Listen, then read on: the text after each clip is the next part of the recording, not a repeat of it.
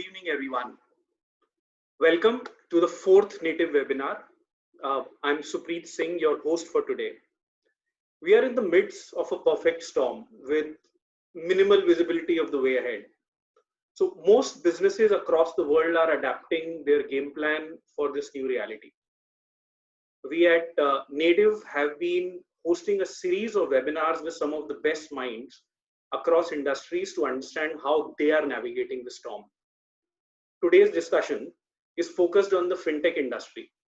This industry has been the talk of the town for past few years. Fintech startups have raised massive capital to disrupt traditional companies. To give you a context, in 2019 alone, fintech companies raised $3.7 billion. That's 25% of the total money raised by all the tech startups put together. Our discussion today will be centered around understanding how fintechs in payment, lending, insurance, and investment space have been impacted by COVID-19. How are these companies planning to bounce back from this crisis? I'm glad to introduce to you our power-packed panel of speakers. Each one of them have been an innovator, a category creator, and a thought leader in their space. The first panelist on our discussion is Ashish Kashyap. Ashish is a technology entrepreneur who previously founded ibibo Group. ibibo Group had companies like Go ibibo, Redbus, and also PayU India. He was Google India's first country head. After exiting ibibo Group through a mega merger with MakeMyTrip, he moved on to set up INDwealth, which is a virtual private family office. Welcome, Ashish. Our next panelist is Harshil Mathur. Harshil is the co-founder and CEO of Razorpay. Razorpay manages end-to-end payment lifecycle for over 3.5 lakh companies in India. It is also the second startup in India to be a part of Silicon Valley's Y Combinator, which is considered a Harvard for startups. Harshil also used to work with Schlumberger before starting Razorpay. Welcome, Harshil. Our next panelist is Mithun Sundar. He recently joined as the CEO of LendingKart. Prior to joining LendingKart, he was the Chief Marketing Officer, Chief Analytics Officer, and Chief Revenue Officer for Myntra. He has also worked with PepsiCo, McKinsey, and Unilever in strategy and brand roles. He was also Economic Times 40 Under 40 Leaders for 2016. Welcome, Mithun. The next panelist on our discussion is Mukesh Kalra. Mukesh is a dear friend of mine for last 2 decades. He was the first employee of InMobi, world's largest independent ad exchange. After InMobi, he co-founded a company called Money Sites, which was acquired by Times Internet. Mukesh now is the co-founder and CEO of ETMoney, a leading personal finance super application. Our next panelist is one of the most respected names in the venture capital community and is considered the go-to person for fintech investments. He is Vikram Vaidyanathan. Vikram is an MD and with Matrix Partners, which is one of the largest venture capital firm in India. Matrix has backed companies like Ola, Quicker, Practo, Chumbak, and Fitji. Vikram himself has led investments in companies like Daily Hunt, mSwipe, Razorpay, 5-Star Finance, Zip Loan, and Credit Vidya. Welcome to the discussion, Vikram. Our final panelist for today needs no introduction actually. He co-founded a company that changed the face of online insurance buying in the country. He's none other than Yashish Dahiya, co-founder of PolicyBazaar Group. The group also has successful companies like PolicyBazaar and Zfin.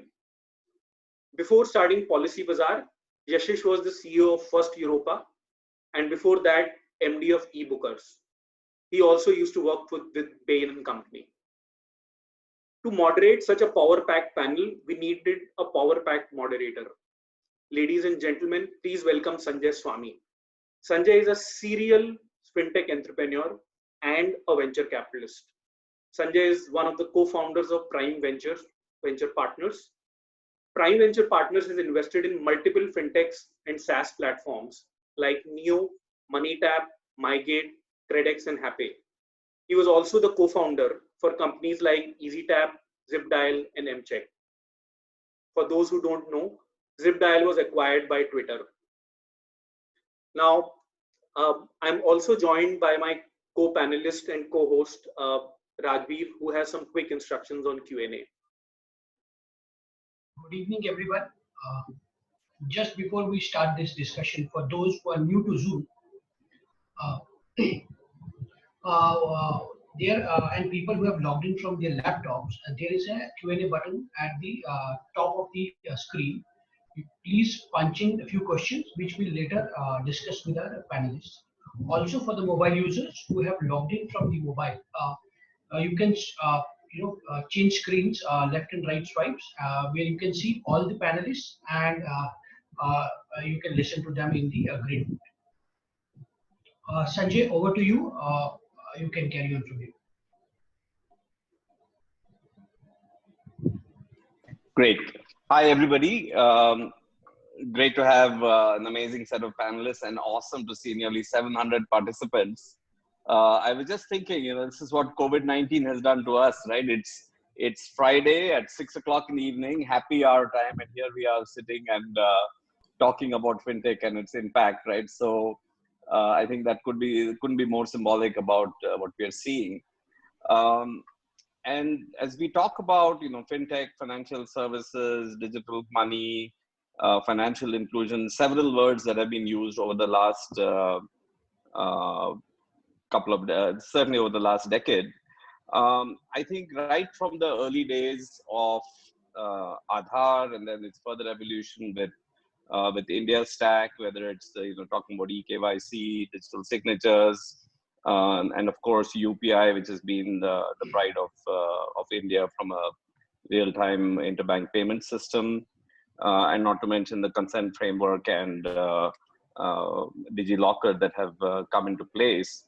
I think we are at a very unusual time in India where the government and in partnership with several think tanks such as iSpirit have put together an unusually powerful framework that's led to potentially unlocking the whole financial services ecosystem and making it available to the masses. I think there's no doubt in all of our minds that bringing the masses, whether it's at the MSME layer from on the business side, and the most underprivileged of consumers into the formal banking ecosystem or financial services ecosystem, whether it's through banks or NBFCs or a combination or what have you, is going to be a key vehicle to take India from the $2.5 or $2.7 trillion economy we are to the $5 trillion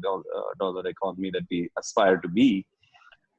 And that's where I think a lot of this framework has been put in place, but we're only just getting started.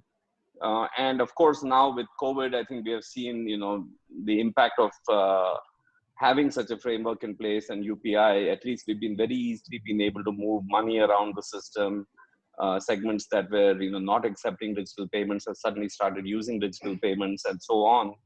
So I think we really should be thankful that we have this framework in place, which is very unusual in India and probably doesn't exist anywhere else in the world. And it is the envy of several people around the world. So with this kind of a framework in place, yes, we have, several of our businesses have had to go into perhaps back into second gear as we start, focusing on, getting the momentum and coming out of COVID. But I think, the good news for us is that we still have, a lot of upside and a lot of runway. And I'm going to talk with the panelists today and actually discuss what several of them are seeing.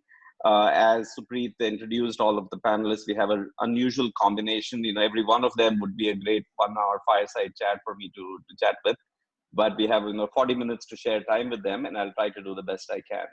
So without further ado, I'd like to start with Ashish. Ashish, you were running Go, ibibo, and Redbus, and we've known each other for several years.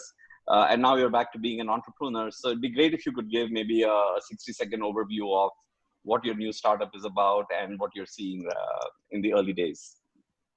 Yeah, hi, Sanjay. Good to have reconnected, and hello to everyone. Thanks for joining.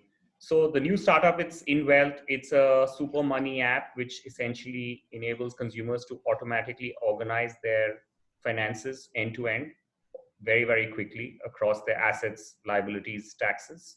It's a single view for a consumer to do so across his or her family members. It's powerful because a lot of consumers have their money fragmented and they don't get a view in a single place. Some of the consumers solve it by doing spreadsheets. Many consumers haven't solved it.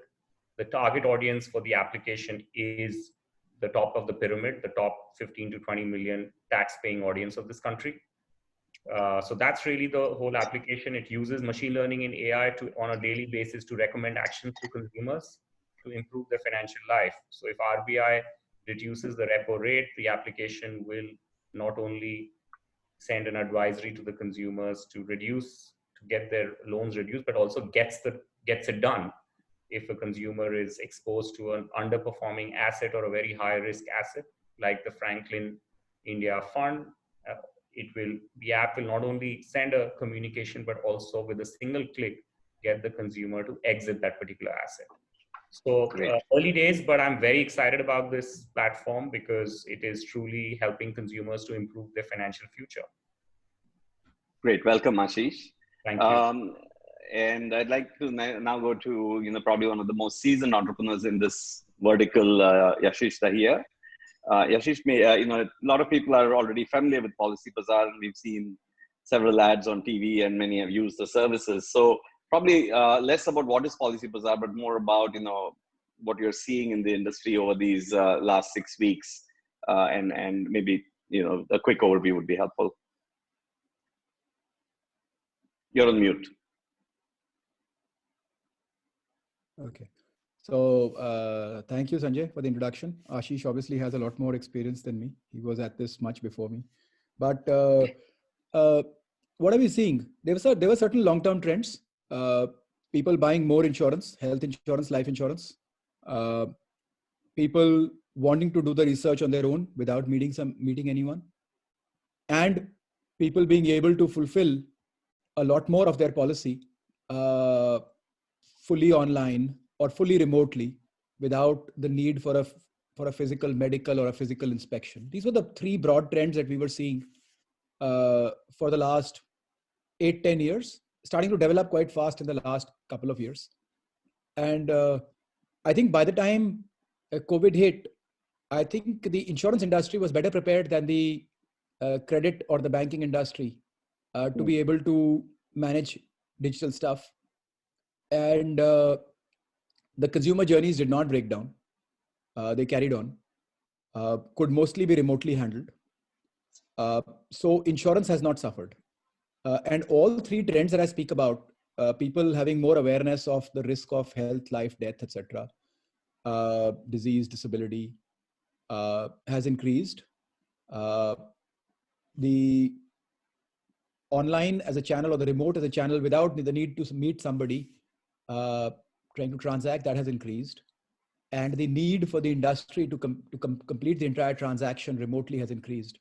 So I think the three trends have speeded up. What would have otherwise happened in maybe 2-3 years has now happened or will happen within the next couple of months. Wow. We clearly see a market expansion opportunity, a market share expansion opportunity for PolicyBazaar. And thus you are seeing so our media spends are about double of what they were. So just, clearly growth is much better. It's the first time when April was bigger than March, which knowing how seasonal insurance is, March is always bigger than April. But this year we had a bigger April than March also. And March itself was a growth. So almost from the day COVID hit, PolicyBazaar started showing 30-40% higher numbers. Traffic went up almost 70%. That's the PolicyBazaar side. On the Paisabazaar side, actually, pretty much all the lending dried out. So there's nobody who's kind of standing out there saying, I want to lend to new customers, new to bank customers or whatever. And we believe in that area. Again, it's almost impossible to fathom what's going to happen because I, for example, have, 20 years ago, I bought some shops and there's some people who rent them. Of course, I have not seen rents, but I don't expect to see rents in the next 6 months. I'm just sort of, thinking that through. Bracing for that. So I think a lot of the SME is going to be deeply impacted, and a lot of people are going to lose jobs still. So my view is a significant number of people are going to lose jobs because every company has a list of people, and they are sort of slowly coming out with those. Got it. So as that all plays out, I don't see who is going to stand up and say, I want to lend in this market. But at the same time, whoever does will have a very powerful and positive opportunity. The investment category, we have not really seen it getting impacted in a negative way. So investment is continuing just the way it was. Probably a little higher, some engagement because people might have a little more time at their hands. So those are the three categories broadly. If you look at it: insurance, lending, investment. So insurance is booming, lending is on a down, and investment is sort of flat, approximately. Yeah, I think broadly, if I was to say, wherever it could be fulfilled fully without physical involvement, it is working. Wherever it needed a physical involvement, it has disappeared. So lending has not disappeared because people don't want lending. Lending has disappeared for multiple reasons. But yeah, right now it's down to negligible. Great. The lending brings us to two other panelists who are in the lending space. I'll start first with Mukesh. So Mukesh, with ETMoney, both a combination of investing, lending. What are you seeing? And you had a very tweet-worthy quote at the start when we were chatting before this event, which is "Ask not what has changed, but ask what has not changed." Sounded very presidential. But what are your views? What are you experiencing? Do tell us a little about ETMoney as well as what you're seeing. Yeah, sure. So what I was alluding to was the way we are looking at the whole space is to say that we got into the business of ETMoney to really solve for the financial journey of mid-income consumers like you and me. And we started to actually gradually solve for the problems related to wealth, largely where we have the largest, position right now in the market. And there we are seeing a positive impact very clearly. As Yashish was saying, it's flat, but for market leaders, it becomes more positive because when the movement is happening. Now, what I was alluding to was what is not changing is the amount of money that people have in the savings account.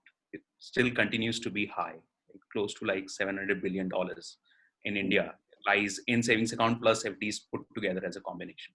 What is not, in fact, it is going to grow because the discretionary spends that people were doing, right, now they're not doing. So there are more savings in the hands of the consumers. And if I look at that, and people are starting to realize that keeping money in savings account is definitely a sure shot way of losing it, simply because of the inflation and all that. People are now getting more and more aware of it, that I can't keep my money just lying in the account. Now that's a big positive, because then where does it go? And if you really look at the macro level trend, that the money actually moves from savings account. Earlier used to go to real estate, which is not happening anymore. So physical assets are really kind of not growing, but where is it going is financial assets, and that growth rate is like twice the rate of physical assets. So that is actually that's what I was saying. This is not going to change. This is the opportunity that we have been kind of really looking forward to at a macro level. And and second thing is that what is not changing is, can the offline players, for example, right, the value shift from offline to online, is it kind of changing? People are going more digital. Yes. Is it kind of accelerated because of COVID? The answer to that is also a big yes. Got it. Great. So as a combination, it actually is pretty high. We saw March to be like our highest month ever. On Feb versus March was 80% growth month on month. So it's been like, the number of transactions, the number of users coming to the platform, the number of, overall ticket sizes, everything has increased. But having said that, there's always this volatility thing that actually impacts everything from a consumer psyche perspective. So there are two sets of consumers. One is very heroic. Another one is more conservative. So we are seeing a mixed bag there, but net positive from a wealth first perspective. Great. So thanks, Mukesh. Mithun, you're both a newcomer to the industry, having come from the e-commerce space and running LendingKart now, company that so give us a little bit overview of LendingKart and your very first impressions of both the industry as well as the impact of COVID. Sure thing. I think first introducing LendingKart. LendingKart operates in the lending to MSMEs space. We disbursed about 2,500 crores in the last financial year, which is completed in March. And we essentially give small to medium ticket loans, roughly average of about 5.5, 6, 7 lakhs to MSMEs across the country in a purely digital manner. They're normally not very long tenure. The average tenure is about 24 months. We give 12, 24, and 36. The company was set up about 4 years back with the aim to be the first financial partner for a lot of MSMEs in terms of their working capital loans. A lot of these people are introduced to consumer loans, credit cards and stuff, but for their actual business, we are often the first person whom they are experiencing an interaction with the formal economy on. Now, my observations in the last 5 months, and I am a relative newcomer to the industry, my observations in the last 5 months, number one, opportunity for impact. And I'm speaking now not just limited to lending, but if I look across the space of financial technology, the opportunity for disruption through tech for investment, lending, credit, payments, across the board on all financial services, I think, and insurance, I think is massive, and it has only been reinforced over the last 5 months of my seeing. Number two, I think Mukesh spoke about briefly, the move to digital was always moving quickly, but now with an event like COVID, that is accelerating about 100x, right? Because people are looking to have a timely, very quick, engagement with very limited sort of actual physical interaction. So companies are able to retool, are able to do it better. When I step back and look at the last 2 months and what's happened over the last 6, 7 weeks, I think I see three things. Number one, our consumer segment, and I call it consumer segment because a lot of the MSMEs actually have proprietors who are their owners, and these are typically graduates who living in smaller town India, are significantly hit. Their cash flows are hit. Their businesses are struggling with resilience. They're going to have. It's going to take a while for them to be able to come back and reset business. And given that, our own cash flows are significantly impacted. Number two, companies such as mine and companies which are in the fintech and lending space. I think Yashish spoke about it. It was interesting to see the contrast in his tone when he spoke between investment to lending and insurance. And we work a lot with Yashish's company and one of their larger partners. And it is true that lending for companies is hit. We've extended moratoriums to a lot of our consumers on the who we lend to.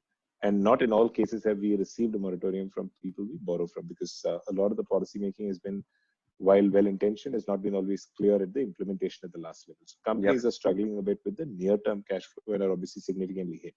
I think the longer range question though is, how do we actually move from this to a more predictable, business cycle? For us, see, lending is easy. Getting the money back is obviously the difficult point. And so the question is, how much can I predict consumer behavior and my MSME behavior when there is such a large vacuum in any kind of data that you would think about? If I start from, the end of March and I suspect till the end of June, there's going to be a large amount of disruption in any kind of information. So my predictability goes down, which is actually what you strive for in a lending business. So that seems to be the future challenge in front of us. Got it. Great. And the last entrepreneur on the panel, and of course we have Vikram. Harshil, you're the glue that sort of holds a lot of these things together. Pretty much all these companies, I'm sure, are in some way, shape, or form, using Razorpay for payment processing. But you also have ventured into a lot of new areas over the last 12 months as well. So maybe you could give a little overview of how Razorpay is viewing the industry overall, and then certainly what has gone up, what has stayed flat, what has gone down, what do you think is likely to come back, and when. Yeah, thanks, Sanjay. I think to give a bit of context, right? Razorpay operates in three major verticals. We are primarily a payments company. We help online businesses and companies accept payments through digital platforms. So we work with companies like Swiggy, Zomato, Go Ibibo, and so many more to help them accept payments through cards, net banking, wallets, UPI, and so much more. The second business that we do, the two new businesses that we launched in the last 12 months. One is where we enable businesses to bank digitally through our neo banking platform, Razorpay, to allow them to open and operate their entire current account through Razorpay. The second is our lending platform through which we help businesses get a loan from our partner lenders on the platform. Starting with payments, I think the way we look at our payment business, it's kind of like an index of other digital companies in the ecosystem. If the digital companies in the ecosystem go up, our payments volume go up. If they go down, our payment volume get affected. And that's why we see trends across various industries. On an overall basis, volumes have gone down by almost 30%. And most of it has been because of the lockdown more than anything else, because the supply is extremely high. Especially on, demand is extremely high, especially on the digital side. More people want to stay at home. More people want to order from e-commerce, from online groceries, from online medicines sellers. But the biggest challenge has been that the lockdown has disrupted supply chains a lot. Some of those things are getting back to normal in last 1 or 2 weeks. And we have seen some recovery happen, but it will still take a couple of months more to get the supply chains back to normal, after which we expect online payments to actually go up, given social distancing will still be in place. Right. To look at sector specific, I think, of course, travel is completely down. There are a lot of general e-commerce is completely down because non-essential items are not being sold. Grocery, even though more people are ordering online grocery at a larger scale, it is still down because the items available are still in limited quantities. Delivery sorts and all those things not being made available. The segments which have gone up are still very surprising. So one of the largest segments that have gone up is gaming. Gaming, which is generally considered a bad market in India because people are generally not willing to pay for games in India. We've seen that has gone up a lot as people are staying at home. Utility bill payments have gone up because people mostly in tier 2, tier 3 cities are finding ways to pay their utility bills online, where traditionally they have preferred to pay it physically by standing in lines. We have seen segments like online pharmacy go up a lot because medicine is something people still have to buy, and they continue to figure out ways to buy it online.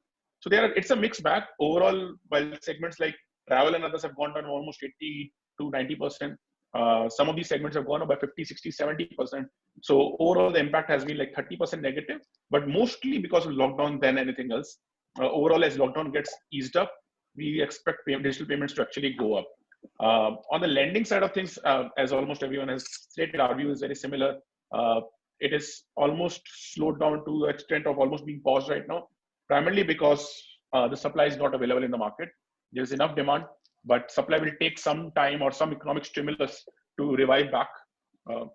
On the banking side, things continue almost on the flattish basis. While digital banking and neo banking is in general scaling up a lot right now, but I think the bigger challenge is that SMEs whom we target in these products are themselves right now struggling more for survival. And that's why these questions are a little secondary on their heads. The biggest question for SMEs right now is credit. Until that is resolved, digital banking and neo banking will still take a little backseat.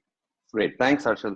So actually, at least if I were to do a one-line summary of what I've heard so far from the trends you all are talking about, see, clearly lending will come back, right? I think there is never going to be a product market fit question on, giving money or, I think finding who the right customers to give to, etc. And the risk underwriting is important. But as Ashish and Mukesh talk about, and Yash as well, investment, is going up, and that is quite significant. And as Harshil also mentioned, digital payments in areas where people were not traditionally doing payments, that's also gone up. And both of these are, I would say, permanent behavioral shifts that are happening, right? Which is very, very encouraging. So Vikram, as a VC sitting here, and looking at what's going on, of course, one part of what all of us had to do in the first 6 weeks was look at the portfolio and say, who's going to make it, who's going to need help, what do they need to do, etc. And after that shock and awe was over, I think now it's sort of people are looking ahead, right? So what are you seeing, and sort of related questions around, what you see around valuations happening, what do you see about the big opportunities, long-term trends, where are you guys, what are you excited about in this industry? And one small thing also is a lot of questions are coming in on the chat. So those of you who are sort of, if you have some time on the panelists, if you can answer some of those by text, that would be great, because there's just too many questions coming in. Sorry, over to you, Vikram. So I guess what we are seeing is I think I'll sum up what everyone was saying. One is we are seeing everybody's relationship with technology and digital change, because this has become the window to everyone's world. So even the last holdouts like doctors and teachers, everyone's been forced to adopt technology and say this is going to be the window to everyone's world, and that's a fantastic. I would say it will just cause acceleration for all fintechs.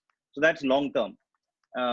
In the short term, what's happened is everyone's relationship with their money, whether you lost money in the stock market, or you're a SME whose footfalls have stopped, or you're a migrant laborer or gig economy guy who's been forced to go home, your relationship with your money has changed, and how you think about it has changed, and that's going to affect how you behave in the short and medium term.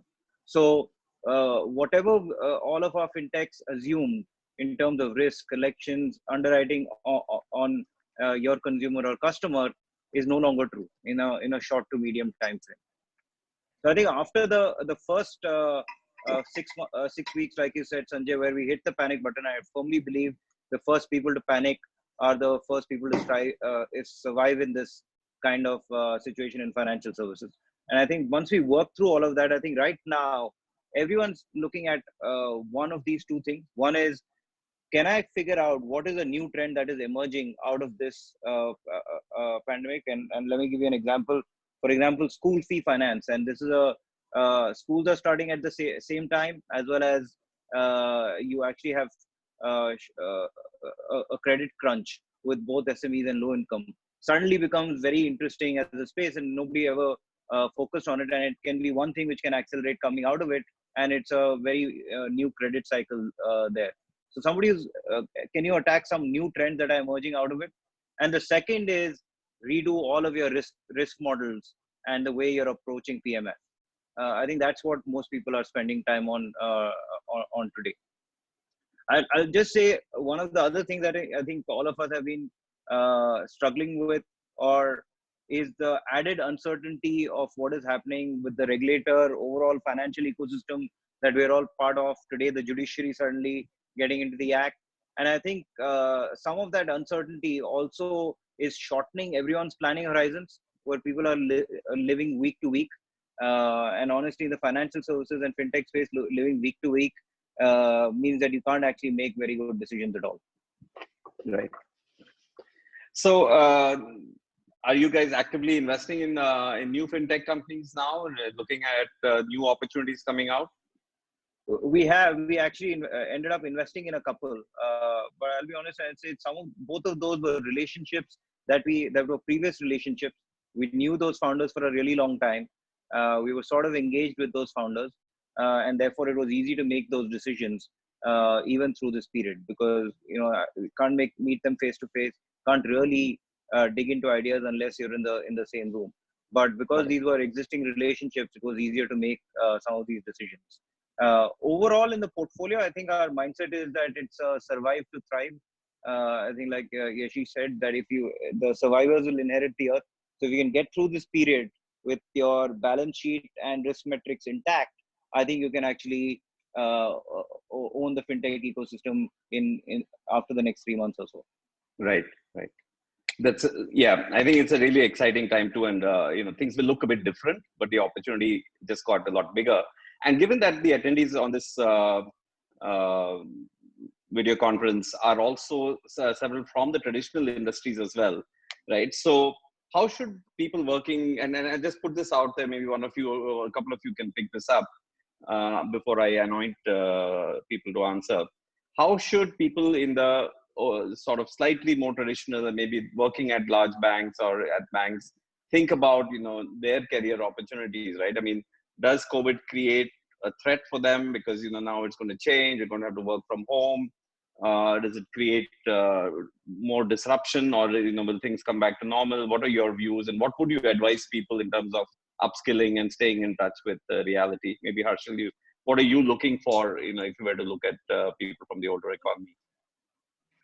Yeah, but I think every I think this is like a fundamental change in the business landscape, like any other. Like when computerization happened, a lot of people had similar concerns. Almost every major change I go through, people have questions around how jobs will scale up. And like any other change, there'll be some jobs, new jobs created. There'll be some old jobs destroyed. But overall, I think the number of jobs are, I don't think it's fundamentally going to reduce. So short-term impact might be there, but long-term we'll have a lot more opportunities come up because of this, because there are certain companies and certain industries that are seeing a lot of tailwinds because of that. Mutual funds is something we have already discussed about, and as I said, gaming and some other segments that we're already seeing. I think the best thing that people can do in these times is to, because there's a lot of time that you would have as organizations are working from home, reduced working hours and things like that, utilize that time to find upskilling and to find opportunities of upskilling, especially in the tech sector.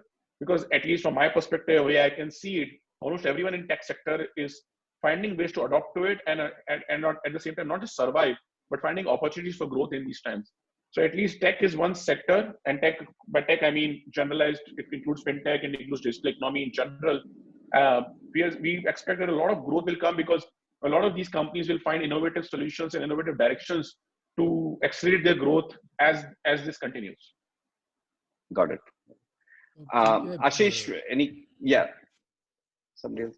Ashish, any comments from your side? No more comments. I think I agree with Harshil. Got it.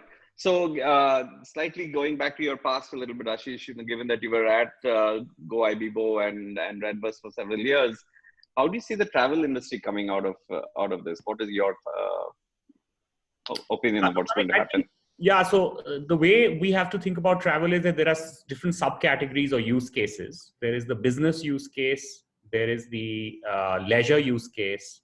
The third use case is people going back to their homes. Typically, people are working in another town or a city and they go back to their homes. And last but not the least is the religious use case and miscellaneous use cases like medical and so on and so forth. The one use case which I think is 100% hurt is the business use case. What we've all got trained in the last 1.5 months is that there is actually no need to travel. You can get the same work done. And unfortunately, business use case is the largest part of the GMV or TTV in a travel business. So that I'm 100% sure that is not going to be a V, U or any curve. That's not returning. And that's completely, unprecedented. Wow. But of course, I think things like religious travel will return, right? Because, in general, people will go to the religious pilgrimage places. Medical travel is very compulsive. It will go. People will want to go back home during Diwali, during Dussehra, etc., etc. People will want to, people will be stressed. Weddings and things like that. Yeah. I think the leisure travel will increase because average selling prices will definitely reduce, right? So leisure travel, things will be, good 5-star hotels are going to become more accessible. But definitely the business travel is going to hurt. The 5-star hotels will look very different. If you look at just go 3 months back, every hotel had a meeting and conference happening. That's a very big part of their revenue stream. If you go to any hotel in Bangalore, for example, or if you go to any hotel in Mumbai, you'll have their banquet halls always packed. Now that's not going to repeat. So I think that's going to change. And, I keep reflecting if I were continuing to run the business, how would I have kind of thought about the issue? But I guess, obviously I'm not right now thinking that what should one do, but business travel will not return is the conclusion that I come to. Great. Thanks. And Yashish, given that you all are one of the larger players in this space and been, are really doing very well overall, do you see this as an opportunity for, just switching gears, right, for perhaps M&A and, consolidation in this industry? What are your views around that? And do you see that happening at, not just with you guys, but across the board? Do you see that becoming more happening over the next 6 to 12 months? Shifting gears from an acceleration perspective, definitely yes. I think we clearly see an opportunity in the next 3 to 6 months I don't think this is going to last 3 months. I think the social distancing aspect of the insurance part is going to last at least 2 years. And we see that as a big opportunity to push ahead market share capture. But at the same time, we genuine, as a genuine answer, we wouldn't know whom to acquire, right? If we had to think about it from an M&A perspective, and there's very, very little in the entire insurance sector to acquire for anybody. So I think, yeah, there'll be some consolidation of companies, etc., where some companies not doing too well, more distressed kind of situations. But I think in a happy situation, no company is really consolidating. I think when it comes to, we do want to get back into lending as soon as possible. And we would think around ways how we can partner with people, how we can do some interesting things, because I think the lending sector will be very profitable in the next few years. I also see investment as an area of very good customer connect building. I don't see it as an area of massive profit building, but I do see it as an area where you can develop a great customer relationship. And so in the investment area, we are keen to look at M&A opportunities. If there is anything very specific, Right. but you know, something that's developed, right? Something that's developed a bit, not 5,000 customers. Yeah, so not the acqui-hire type of situation. Yeah, like, you know, if we have 1 million customers, we can't really acquire an investment business with 5,000 customers. Right. So I'm saying per month. So you know, I think if there's something sensible in the investment area, we're always very keen. I think from an M&A perspective, and referring to your previous question also, what I notice as a CEO of the company is I have become very acute in being able to identify who is really adding value and who is not adding value in the company. And so if I was an employee, that question would become very important to me. How am I adding value? How am I increasing business? I think there will be a push towards, you know, and it's not a 2 month, 3 month. I think cost consciousness will be sharper in a lot of businesses. Opportunities will be there, and people will have to think about them. But I think, you know, a lot of the lazy, comfortable roles will get very severely challenged, because clearly people are realizing that you do not need 8 hours in the office. You know, work is getting done with a lot less. I think everybody is working 12-hour days now, right? And in some ways also, I mean, honestly, I've forgotten what day of the week it is, right? I'm tracking the dates, but just losing track of the days of the week. What are some of the other views here? I think coming back to the earlier question about, you know, how we all are evaluating employees, you know, this whole working from home thing. Do you see this as a temporary thing, a permanent thing, a steady state? Is it actually better? You know, what are some of the experiences? Maybe starting with Mukesh and then Mithun, can you tell us your experiences? Yeah, on working from home and all of this stuff. Yeah, working from home, it's a funny story for us at ETMoney. What we did was, a week before actually working from home, we institutionalized a policy that will not work from home. Simply because we said that, you know, there is rapid collaboration needed, rapid decision making needed, and that's everybody has to be together, and we handle like multiple verticals, and from product to engineering to, you know, ops support, everybody has to be like really tightened across the whole chain. And we run a very tight ship. We run like very small set of people, far more capital efficient and all that, right? So the whole idea was that, and suddenly after a week, the next communication of the town hall we had was everybody got to work from home. And then we said, okay, now we need to really prepare everyone to collaborate at the same speed. So first few weeks, the productivity took a hit for a simple reason. We were not used to actually doing that. After that, it has picked up really well. And a lot of people have actually figured out a way to find a rhythm. The number of, users who are coming are higher. We are still able to sustain. So I think it's more moving towards a permanent shift to an extent that and it's a good advantage has been that people don't have to spend time in commuting. So a person who is servicing the customer in customer support was earlier traveling 1 hour, he has another extra hour, right? So, and it's very productive in the at an overall level right now. Does it actually lead to a complete permanent shift in our way of working?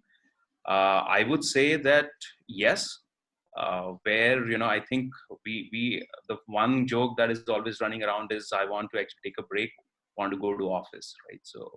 So I think that is going to continue. So I think the rhythm is generated now. People are finding that balances really well.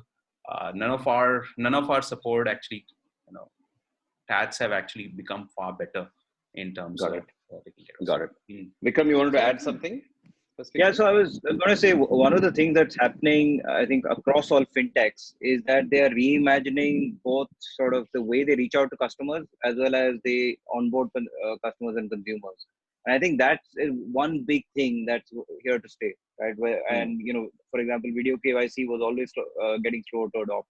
I think the pace with which we put video KYC, pace with which we put branchless any financial services is just going to accelerate. And honestly, I hear more of these ideas from my banker friends and NBFC friends today, where they're all, because suddenly they're all working from home as well. Now they're trying to figure out how to make their own teams productive. And suddenly they've all figured out, okay, you know what, I can't go meet my consumer or customer face to face. How do I actually do this? So I think for the entire fintech ecosystem, it's going to be both a boon and a bane. A boon because you're going to be able to introduce all of these new processes, but the banks and the older guys are also going to be wise to They're also going to do it. Yeah, that's actually a big threat actually for the industry. Mithun, what has your experience been with the working from home and the productivity levels? Yeah, I think, for me, actually, I think the working from home is, it's worked fine to the extent of we're able to survive. But you were asking whether it'll be an ongoing trend or not, right? And I personally believe it'll bifurcate sharply, right? There are three axes on which it'll bifurcate. Number one, I think the nature of the problem, some kinds of problems, right? The kind of problems where at this point, most of us can we continue to do what we used to do, but continue to do it as well as we used to do it in the past? That is roughly the problem which a lot of companies are, grappling with, which is, in my opinion, a continuing problem. And the nature of the problem, that is, I think, still doable because you're trying to find patterns and ways of working which allow you to do it while being in a more challenging or a different or a remote situation. The other aspect is if it has to be truly disruptive, right? And where you're completely thinking of problems which are not solved before, or where you're trying to figure out something completely new. I believe the contact sport on that will still make a difference. Now, more to come. It's been 6 weeks and people have been just about catching breath. There have been a few disruptive ideas that have come out, and I'm not speaking just fintech, right? I'm speaking worldwide. But if I were to think of the world of innovation, I actually think the contact sport matters for innovation, and it will bifurcate by types of problems. The second way, I think, is the types of work, right? Today at LendingKart, we have a very, very diverse set of work. There are operating people who make, telecalling work, and there are product and tech folks who are figuring out the next sort of, PRD. And this is very, very different nature of work. And some pieces of work are much better operated on when you have an active manager daily looking at you, however technologically savvy you are, etc. Having that sort of daily rhythm makes it more efficient. And some pieces of work, in fact, actually the collaboration and the ability to sort of make, tech folks work at odd hours of the night and all of those tend to actually do better when working from home. Some tend to work better when they're sort of co-located. Now, the last I would say is the nature of employee. And I think we all sit, with our extremely fast internet connections and, fancy computers and good headphones. It's very different. Half my organization sits in Ahmedabad, and it started as a family-run company in Ahmedabad. That's how LendingKart started 4 years back. And I still recall Bangalore went into shutdown a little before Ahmedabad did. And my Bangalore office very seamlessly on one day I said, hey guys, tomorrow we're not going into work. Large parts of the folks who sit in Bangalore are, marketing, sales, tech, and product. The next day, it was close to no disruption. People were complaining about the fact that they had to do, homework, but beyond that, nothing else, and, getting tired of screen time. Ahmedabad was 1 week later. We decided on Wednesday, but the mammoth effort, we had to hire 5 cars. We were transporting desktop computers to multiple people's homes, figuring out dongle connectivity. it is a very different, and they were focusing in working with, hostels, people didn't have individual rooms. These are all nature of that problem will exist in a lot of industries. So I think it bifurcates by the type of the problem, the type of the work, and linked to it, the type of employee. One last thing I'll say is what Yashish said, right? I think we always say we are sort of measured by impact and measured by output and all of that. But a large part of that impact output, just the fact that you went in, clocked into the office, showed up in a shirt, walked around looking important, sort of counts a little bit in terms of actually work getting done, roughly. That goes away entirely when there is no face time, no any time, right? So the sharpness is you can define impact and output dramatically goes up for anyone looking at any function. The CEO, I completely agree with him. And I think a lot of employees feel the heat in the fact that they are not in the center of the problem and getting things solved. And in that, there's automatic heat because you just have to be able to show impact. And that's going to be hopefully a lasting legacy of this. Wow. Yeah. On work from home, Sanjay, TCS has said 75% work from home. Yeah, HDFC Bank has said 35%, right? Yeah, Or 30-35%. I think we had 13 buildings in Sector 44. Almost everybody gave, but we still decided to just leave 4 buildings forever. And we might leave a few more. I think that's an indication of, we're not reducing employees, right? So basically it's an indication that work from home is going to be at least 40%. We were thinking of opening an office in Chennai because our speakers in Tamil can connect better with the people there. We will no longer do that. We will just do work from home. I think we were looking at opening retail stores, which that whole plan, there was a new guy hired for it, poor guy, because that's not going to happen for the next 2 years. So I think a lot of plans do change. Awesome. So Harshil, you guys deal a lot with the banks, the primary partners over the, and I've seen you several times on the early morning flight to Mumbai, or at the airport. Right now, that's completely gone, and as Ashish said earlier, it's probably permanently gone or substantially gone, right? Business travel, and banks have traditionally been sort of older economy companies. They're used to people coming and sitting in the lobby, especially if you're a startup and working with them. Right, it has gotten slightly better over time, but that has been sort of the nature. So over the last 2 months, and less from a Razorpay perspective, because you're already an established player, right? And you already have relationships that you can WhatsApp someone and get on a call. How do you think startups are going to deal with with this change, right? And interacting with the banks, which was such an important part of getting things going, especially for young companies. Yeah, I think personally, I'm really happy about it. Frankly, I think those are the biggest. I think largest amount of time would get wasted in those travels, in those flights, and frankly, the only reason we had to do it is because banks were not willing to work any other way. With every other company, I think. We worked with, for example, ETMoney for a while now, and I have met Mukesh probably once in last 2 years, right? So in every other company, we can work most of the things remotely, in video calls, on phone calls. The only reason we had to do it with banks is because that's the way they used to work. Fortunately, because of this situation, they themselves have been forced to find ways to do video conferencing. And in first couple of weeks, we had challenges. Some of our projects went on hold because we couldn't do discussions with banks. Their firewalls, their systems, and all of those things were not structured to do video conferencing. But in 1 or 2 weeks, they all figured that out. And now most of these things are running as usual. In fact, more efficient because you can quickly jump to a video call. You don't have to wait 1 or 2 weeks to set up a meeting in advance, travel to the place, and then things get delayed, rescheduled, all of those things. So I think overall, it has a big impact on productivity, the reduction in business travel. While I understand it might impact travel companies from a overall other business perspective, I think it increases productivity significantly. For new companies, I think I remember when we started Razorpay, the meeting was the last step. Most of my time was spent in reaching out to all of these bankers over email, over phone call, over 20 other channels. Finally, when they agreed, I had to travel over and do those meetings. So I think with that going away, I don't think it should have any major impact because you could now do those things over VC. In fact, it could be more efficient because people, at least now recently I've seen people are generally more available for meetings and video calls than they usually were when you had to do face-to-face meetings. Because in face-to-face meeting, there's significant amount of planning that even the other guy, even though he's receiving someone, he has to figure out will I be in office, will I not be in office, versus when you're at home and you have to set up a meeting. So in general, the efficiency and productivity and the effort required to set up a meeting has gone down, which I think should increase productivity on business side. And so a related point, and maybe I'll start with you, Ashish, sales and marketing, right? How is that fundamentally changing for each of your segments? Maybe just go around and ask everybody that question. Ashish, starting with you. So, I think in a business like ours, it's all frictionless onboarding. There is essentially consumers come on and download the app frictionlessly onboard themselves. They put in their email addresses and PAN numbers, etc. And then we just set up their account within seconds, which would in a traditional wealth management setup take weeks together.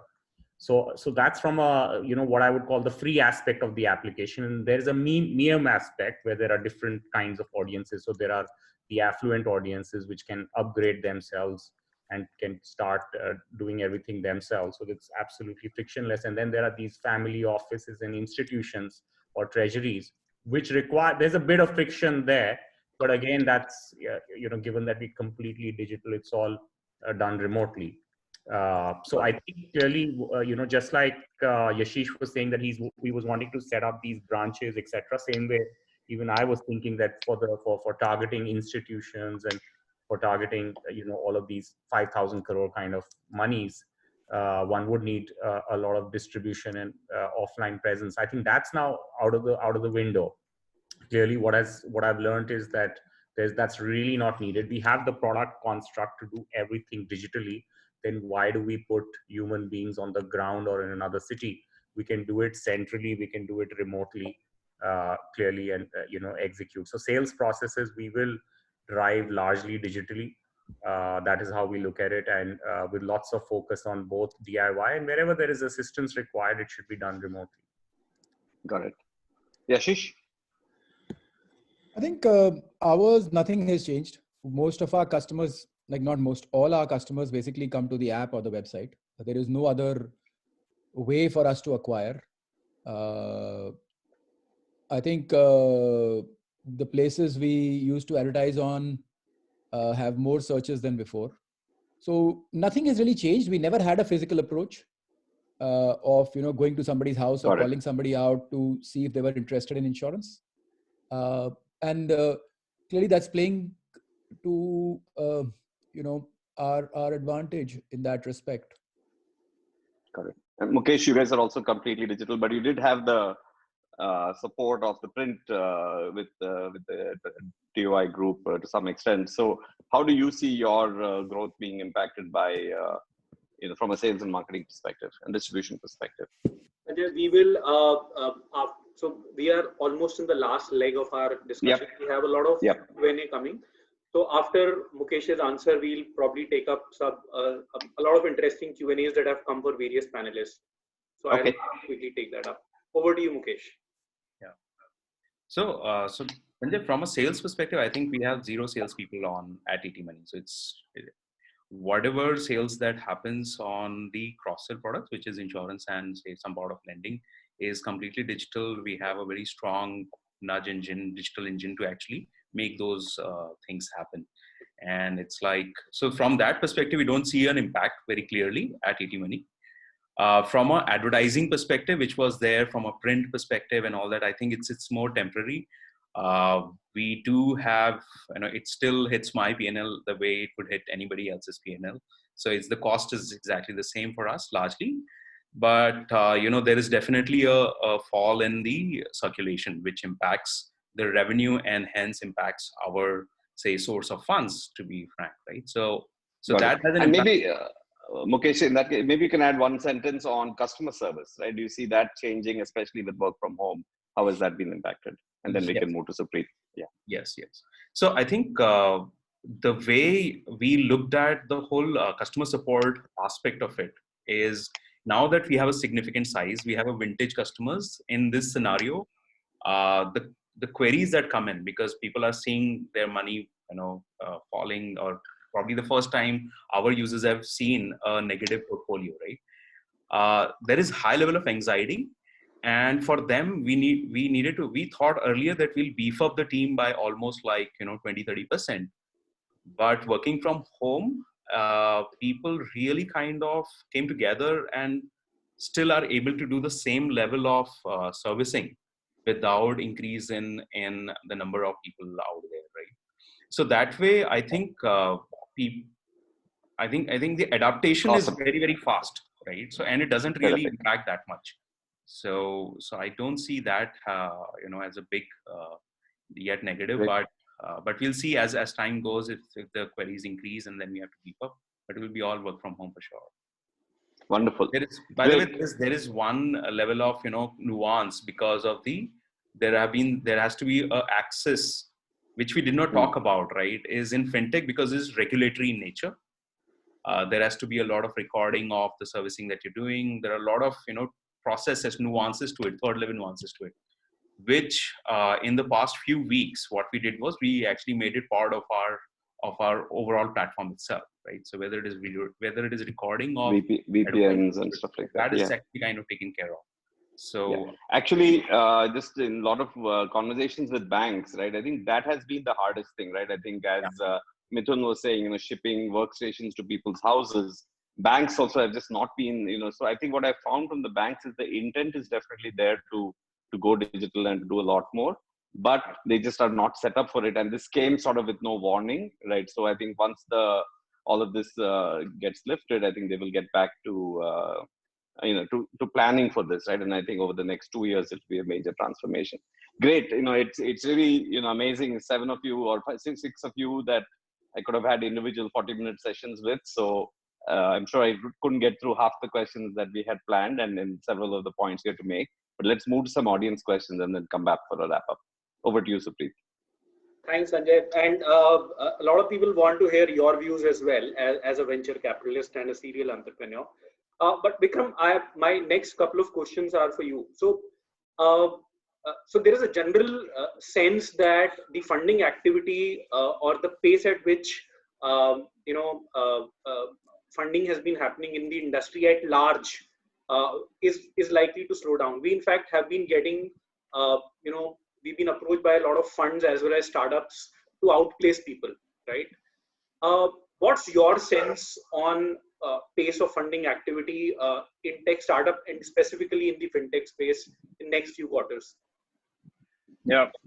So I don't think it needs a rocket scientist to figure out that when the risk is high and the uncertainty is very high, the investment activity is going to be low, and I think that's the overall mood that you're sensing with everyone else.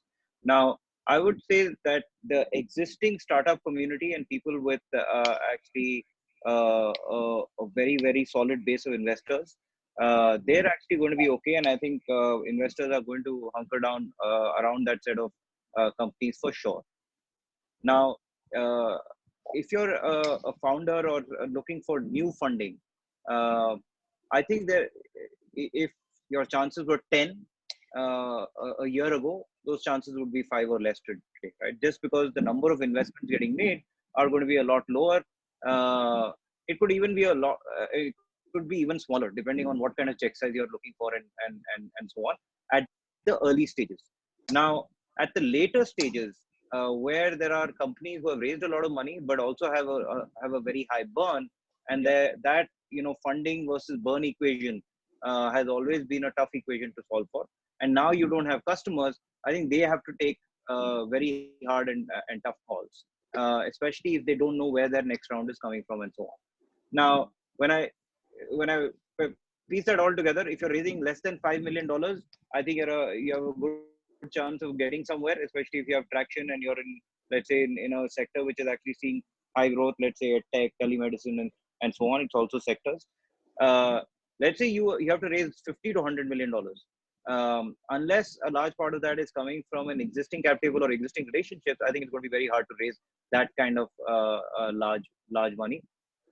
Which is not to say actually that investors are not bullish about India. I was talking to a very large investor globally, $10-15 billion fund, has doubled down in fintech everywhere, and they said India is our biggest destination for investment over the next couple of years, because we don't know what is going on in China.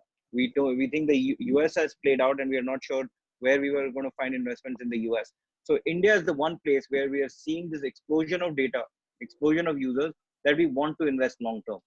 But I can't make a decision without getting on a flight, and I don't know when I'm going to get on a flight next. So I have all of these 3-4 names that I'm very interested in and I want to invest. But unless I get on a flight and I'm actually able to do physical diligence, I'm not going to sign a $50 to $100 million check for sure. So, which is why I don't think you're going to see very large funding rounds in the near term. But doesn't that throw opportunities for Indian funds, Sanjay, Vikram, given that the large global money that was chasing Indian startups is going to slow down, and valuations will also soften? Isn't that an opportunity for funds which already have dry powder and which are already which are in the market looking for deals? Yeah, so just a slightly different point of view from Vikram's on the early stage. I actually think early stage will move much faster, right? I think there was a little bit of shock and awe over the first 6 weeks, right? But I think as VCs now, definitely early stage investments, the size of the deals, and I think Vikram said sort of the same way, around up to 5 million, right? So you are going to see, I think, a lot of activity in that space, and that's only going to be by the local investors, because the global investors don't typically participate in the very early deals, right? They only come in much later. So I think for those, so in the audience, people who are looking to start now, right? Or, if you have a great idea and you're thinking you want, should I start now? Now is a great time. There's no question about it, right? It also is a time when you can build the company methodically. There is not going to be a random pressure on, you got to be growing 3x month over month or 30% month over month, all kinds of things. People are going to be more patient about building the business right. So I think now is absolutely a great time. And it is going to take, a good 12 to 18 months for a startup to start seeing some level of, maturity and product market fit before they can think. So they might be able to time the market perfectly if the economy comes back up and there is, as Vikram said, some of the larger overseas investors, come back to India in say 12 to 18 months. So I strongly recommend to entrepreneurs, if you have something exciting that you can work on, now is a great time. The cost structure is low, getting an office space, although you might not need an office space. It's easy to attract people, someone with several years experience at Myntra, for example, who is not going to say, what, you don't have an office, where am I going to get my, masala chai from? Because they are, and even at Myntra, they're working from home, right? So I think it's a great time, and I strongly encourage entrepreneurs, you have something that you think is exciting, get going. Thanks. So I'm just going to add a couple of things. So, we are coming off a very heady time in 2019, where we had the maximum number of Series A's or Series B's that happened in the Indian market ever. So compared to that, I would say 2020 is going to be a more tepid year. Even for us, we did 20 plus investments last year, and I think even in this first 5 months of this year, we are actually close to 10 investments. So we're already at half that pace. So I think, but in terms of dollars invested, we probably invested less dollars than we have at this point last year. The only thing I would say in terms of founders is that great investments have actually come out of these crises, and so as investors, you're always reminding yourself of that, and therefore you're always in the hunt for saying what is the great investment that is going to come out of this crisis. The only thing is that you're not going to be building a company in the environment where the cost of capital is very low. So you can't actually build business plans which are going to require a very large amount of capital. That's the only change I would say from a founder's mindset if you're starting a company today. Yeah, the bar for everything is just gone one level higher. Sure. So I'll have maybe one question from each of the panelists, and then in the last leg of our discussion, we have a small session of rapid fire where I'll throw darts and throw questions at each one of you. But let's take one question maybe with each panelist. So Mithun, you've spent a lot of time with the lending company, but with large consumer brands, with Myntra, with PepsiCo, with Unilever, and also in McKinsey. So a lot of consumption economy in India has been fueled in last few years by consumer lending, whether it is tourism, whether it is consumer durables, given that there is going to be a lot of pressure on unsecured consumer lending, how do you see the consumer behavior and the impact on these sectors in next few quarters and coming times? Yeah, I think if I go back to my time at PepsiCo, I used to lead strategy for them for South Asia. This is how I might see this, and I've tried to put that hat on and sort of think about it for a bit, right? I would say I see a few things. Number one, there is definitely going to be a flight away from high premium discretionary towards less premium and sort of more stable, right? And you will see that in everything. You can think about it in if I were to buy water, I might consider buying Aquafina versus Himalayan. And this is both corporate and consumer, right? I'm just saying, even at a simple level like that.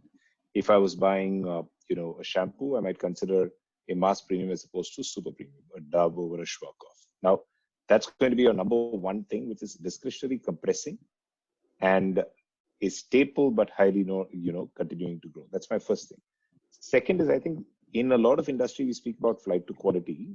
I think people are going to have a flight to trustability in the consumer industry. And this is where I think, unlike in a lot of what we speak about in fintech, etc., brands will play a disproportionately important role coming out of a crisis like this, because people are looking for reassurance, people are looking for an understanding, people are looking for a relationship, and people are looking for, I believe that this brand will do the thing the right way. When you open up a pack of chips, and this might sound trivial, you have zero idea what went into that pack of chips before it reached you. But now, after a situation like COVID, you are imagining 100 things that could have gone wrong in the process of it reaching you. And so having a brand which is able to reassure you and sort of be your partner is going to make a very big difference in number two. Number three, and this was much more from a consumer packaged goods and consumer small industry. If I look at consumer durables, I haven't spent that much time on it, but my sense is, while there is a squeeze on credit for collateralized things such as consumer durables, etc., will actually ease up over time for the right profile of consumers. Now, when I speak of middle class India and I speak of urban India, I do not see, 5 months out when a person wants to get a loan to buy a two-wheeler. I actually do not see a large amount of compression, because there will be a different underwriting method for what will the two-wheelers age and stage be, but eventually you still have a physical asset that you're actually lending against. And so in these cases, I actually see that the recovery coming back, and I don't see a compression as long as it's not entirely discretionary and it is something which is, within the realm of necessity. And you already see that today. I think I was speaking with folks at Orange Finance in Chennai, and they haven't seen as much of a compression or sort of, reduction in demand for two-wheeler financing. While four-wheelers have struggled a little more, two-wheelers have actually done well. I'm just using that as an example. For the next person who needs to buy an air conditioning, the next person who needs to buy, a refrigerator, I see that coming back. Those are not discretionary and they will exist. And in the country, you will see that coming back. Thanks. So I also want to speak a little bit about, cross-sell. So some of the largest global and Indian financial institutions, Wells Fargo in the US, HDFC Bank in India, have been built around the philosophy of cross-sell of multiple products to the same consumer. Whereas most tech startups, including fintechs, are very strongly monoline vertical businesses. So Yashish, you run two businesses within the fintech space, one in insurance and one is PolicyBazaar. What has been the group strategy on cross-sell, and how has it impacted, average revenue per user, and what's the game plan going forward on the cross-sell strategy? Yeah. I think we've been in an acquisition phase. We moved into the cross-sell phase pretty recently. Cross-sell is working well. Our number of transactions per customer across products, so if he's bought the same product, we don't count that, has increased. Now, but it's still not sufficient. It's not numbers worth talking about. I think one of the reasons why we have found it very difficult, for example, to aggressively invest behind investment compared to lending and insurance, has been that when I talk about cross-sell on an investment base of insurance or of lending, we as a company have struggled dramatically. and thus, that's kind of challenged the economics for us. Also, the other issue with us, without trying to be kind of brave about this, is we've had a decent, over the last 8-10 years, we've had a decent demand growth. So fresh in growth, and the fresh in growth is still far more profitable to deal with than the cross-sell element. And it may be because we're solving a unique problem of health insurance and life insurance in the country. I don't know what it is. But PolicyBazaar, on the other hand, has a lot more cross-sell. So almost 50% of the revenue comes from cross-sell. Whereas in policy, almost negligible revenue, like, maybe 10% comes from cross-sell. So it's very limited compared to PolicyBazaar. I think philosophically, maybe even the business unit structure that we have, which is extremely focused. So we have a life insurance business unit, health insurance business unit, and these are almost like mini CEOs all the way. So they pretty much have their own technology team, they have their own product, they have their own thinking. And that is why if you went to our health platform and you went to our life platform, you might have somewhat different experiences, because the unified person is not strong enough to bring these all together. The BU agendas are much stronger. And so that also works somewhere against cross-sell, because the health guy is basically building the health business. So yeah, and that has its strengths, right? We get very deep in health. We get very, very deep in term. So I think every structure has its strengths and weaknesses. But no, I would say PolicyBazaar cross-sell is one of our historical weaknesses, which we are hoping to correct over time. And I think naturally it'll correct also as our relationship with consumers expands. They are starting to do multiple transactions. So the people who buy health are buying life. People who buy life are buying health, etc. But yeah, if you're talking about two-wheeler people buying health insurance, that isn't happening. Sure. Thanks. Harshil, my next question is to you. So within the payment space, we see multiple kinds of players. Razorpay, of course, is an enterprise payment platform. But on the consumer side, we see multiple players. There's Paytm, PhonePe, there's mSwipe, Pine Labs, and now most likely WhatsApp Pay looking to enter India. What do you see as the end game for payment 5 years from now? Does India have scope for 20 large $5 billion payment companies? And mind you, there are also banks which are trying to protect their turf. How do you see the payment landscape in next few years? Yeah, let me start with that. Let me start with the size of payment market. Like the overall digital payments market, the one that we tap into today, is hardly $60-70 billion. This is the business payment side. P2M payment side. P2P is almost equally sizable, and if not more, but with a little lower revenue stream. If you look at markets like US or anyone in the West, a single acquirer in US does more than $1 trillion in payment volume.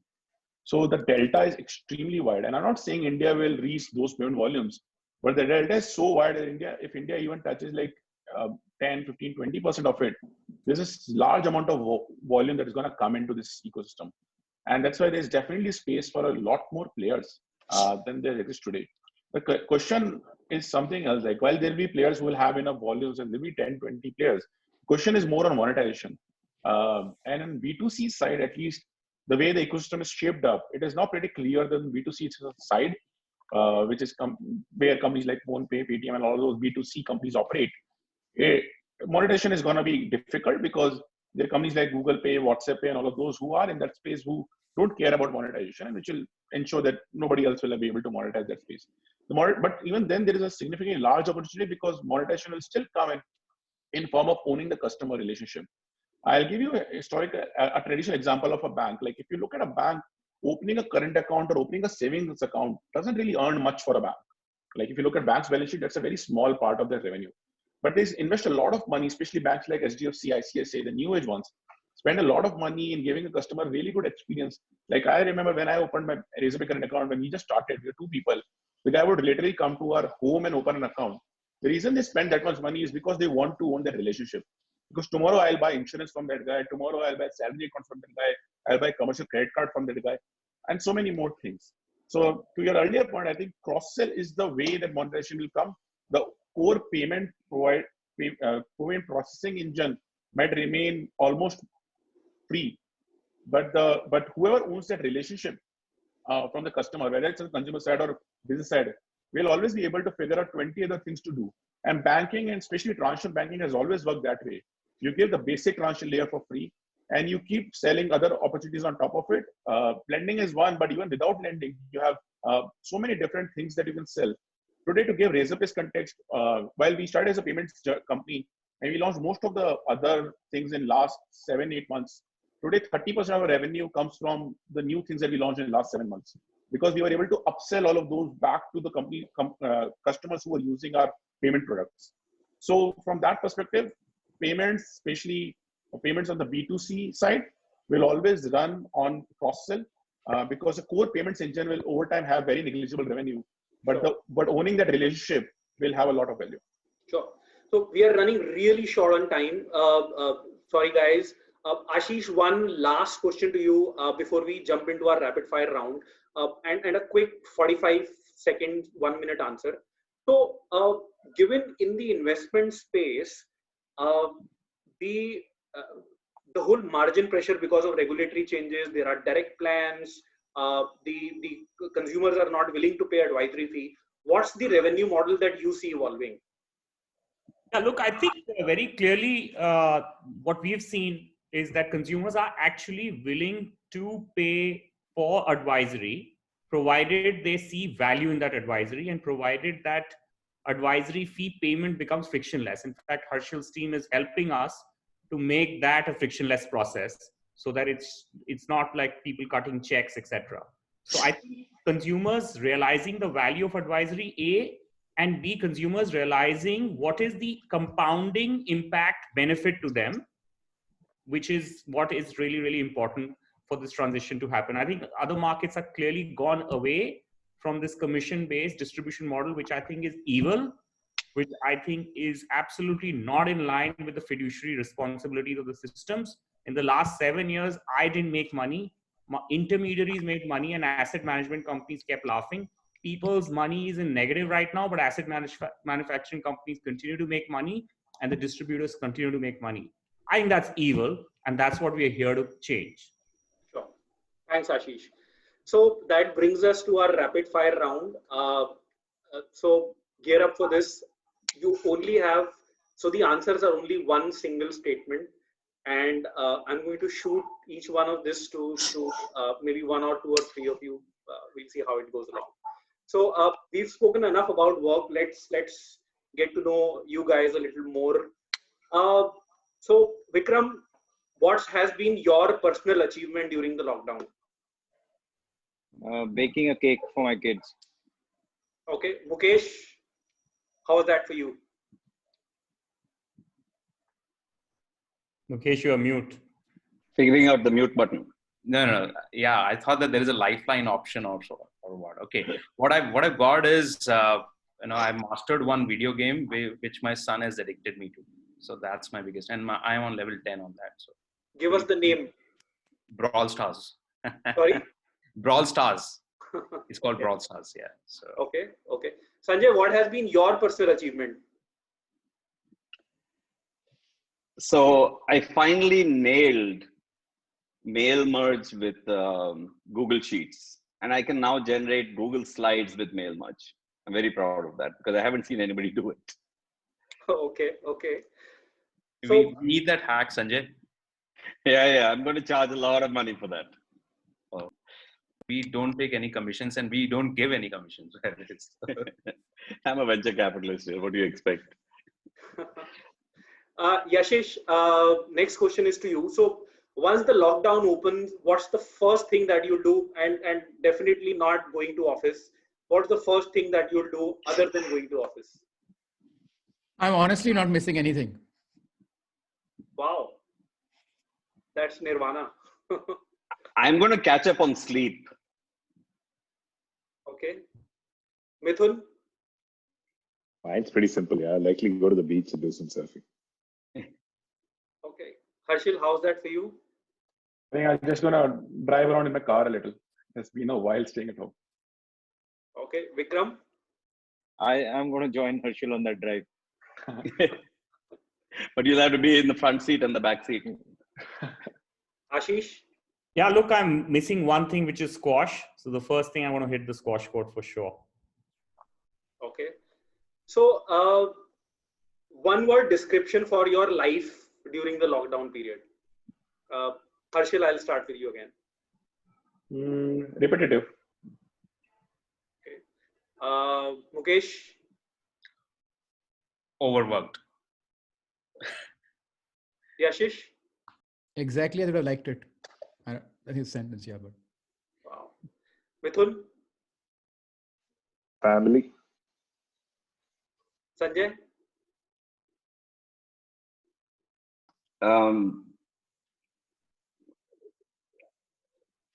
Speechless. No words to describe it. Vikram, Ashish. Nocturnal for me. Okay.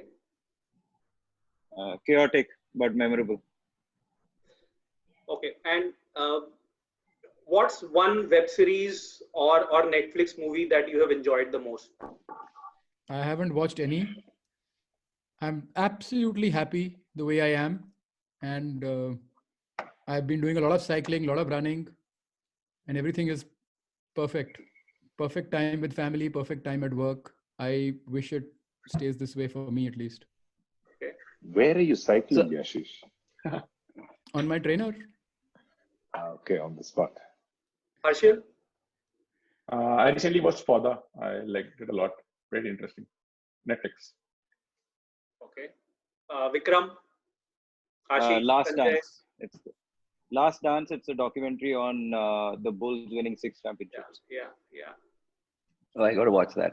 So I watched Fauda, and I think I watched the first 2 episodes when they had been published within 2 weeks, and then after that the new series came out, and I was done in 1 week. So my backup is every night I watch 1 episode of Friends. It makes me feel good when I go to bed. Sure. Ashish, Mithun. Money whoever Heist I have for me. forgotten. Money Heist for me. Oh, I hate it. It's too scary. Okay. Might be pretty sad. Yeah. So coming back to quick 5 minutes, or actually 3 minutes of question before we close. So one advice to your workforce in startups during these times, just 1 line, and anybody can take that up. So people who are working in startups, we see a lot of stress. We see layoffs. What is your advice to people who are working in startups, including fintech? Figure out how you add value. Really be sure of how you add value. Harshil? Draw clear boundaries between work and personal life. I think in working from home, it's very easy to blur those boundaries and can lead to burnout. Ashish? Eat healthy and execute timely execution. That'll reduce stress actually. Okay. Mukesh?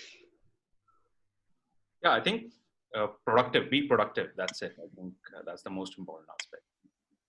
And my last question of the day, what's that one thing when you hire for your team or for any of your portfolio companies, what's that one thing that you look for in your hires? Selflessness. Energy. For Ashish, energy. Yashish? Fire. Basically, lack of selflessness. Like whatever, selflessness.